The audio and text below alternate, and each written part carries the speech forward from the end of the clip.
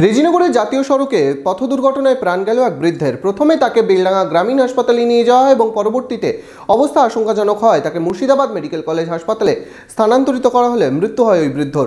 পরিবার জুড়ে শোকের ছায়া। মনোবীক্ষণ পলিক্লিনিক, চিকিৎসার জগতে এক দশক। এখন এখানে সব বিষয়ে ডাক্তারবাবু একসাথে তলায়।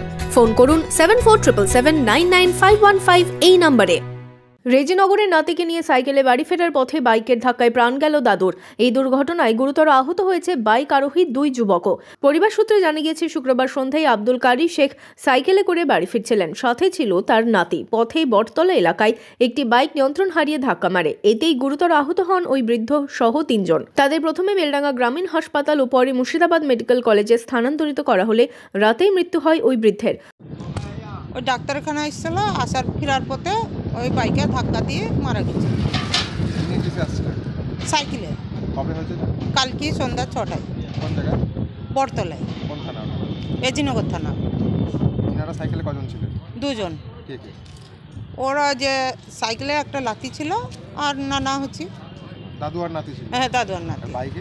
বাইকে দুজনে ছিল, ওরা বাইকওয়ালারা সামনাসামনি ধাক্কা লেগেছে? সামনাসামনি ধাক্কা দিয়েছে। আহত কজন হয়েছিল? সবারই লেগেছে? তিনজন। হ্যাঁ, সবারই লেগেছে। বাচ্চাটা কিছু হয়নি। বাচ্চা এক জায়গায় ঘাসে বসে আছে। না, বাচ্চাটাকে আনেনি, কিছু হয়নি। হ্যাঁ হ্যাঁ, ওই সন্ধ্যায় 6টায়। কোন হাসপাতাল নিয়ে গেছে? এই যে এই বেলডাঙ্গা থানায় প্রথমে। বেলডাঙ্গা। হ্যাঁ, তারপর বহরমপুর দিয়েছে মেডিকেলে। মারা গেছে ওই আজ একটা সময় ওই সাইকেলওয়ালা মারা গেছে। ওনার নাম? কারি মোল্লা। আর দুজন আহত ওরা এখানে ভর্তি আছে মেডিকেলে। আহত দুই বাইক আরোহী মুর্শিদাবাদ মেডিকেল কলেজে চিকিৎসাধীন।